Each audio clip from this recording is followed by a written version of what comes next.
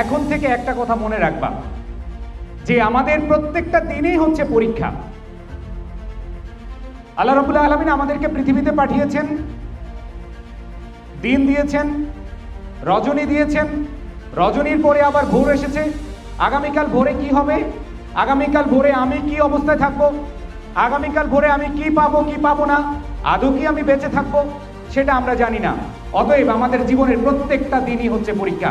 যেহেতু প্রত্যেকটা দিন পরীক্ষা, তাহলে মনে রাখবে এইচএসসি 25 ব্যাচের শিক্ষার্থীরা, এইচএসসি 25 ব্যাচের শিক্ষার্থীরা 26শে জুন পরীক্ষা দিবে না।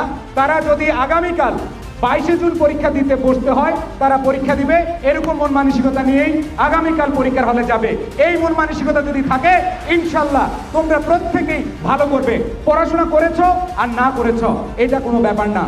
টিচারদের দোয়া, মা বাবার দোয়া, তুমি যেই এতদিনে অল্প অল্প করে সঞ্চিত যেই শিক্ষাটা, এই শিক্ষাটা দিয়ে তুমি এইচএসসি পরীক্ষা ভালো করবে। বা যেই দিন থেকে পরীক্ষা হোক, তোমরা নিজেদেরকে এমনভাবে মোটিভেট করবা, তোমরা নিজেদেরকে এমনভাবে প্রস্তুতি গ্রহণ করিয়ে নিবা যে হ্যাঁ আমি পারবো, আমার দ্বারা সম্ভব, আমি ইনশাল্লাহ এইচএসসি পরীক্ষায় আমি সর্বোচ্চটুকু লিখে দিয়ে আসবো। আমার সবচেয়ে ভালো লাগা কাজ করেছে আমাদের এখানে সম্মানিত শিক্ষক, ইনি যখন কথা বলেছেন, আমার কাছে মনে হচ্ছে উনার কথার পরে তোমাদের আর কোনো চিন্তা ভাবনা করার দরকার ছিল না। উনি বলেছেন যে বোর্ড পরীক্ষার প্রশ্নের খাতা দেখতে হয় খুব অল্প সময়ের মধ্যে, এবং এই অল্প সময়ের মধ্যে যার লেখনী, যার উপস্থাপনা একটু সুন্দর, তারাই ভালো নম্বর পায়। তো প্রাণপ্রিয় শিক্ষার্থীরা, জাস্ট উপস্থাপনার জন্য রেডি হয়ে যাও।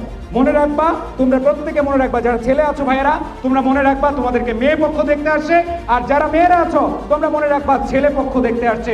যদি তাই মনে করো, ইনশাল্লাহ প্রত্যেকের উপস্থাপনা ভালো হবে এবং পরীক্ষা ভালো হবে। তো পরীক্ষা নিয়ে নো টেনশন, কি ভাইয়া? পরীক্ষা নিয়ে কোনো টেনশন করা যাবে না।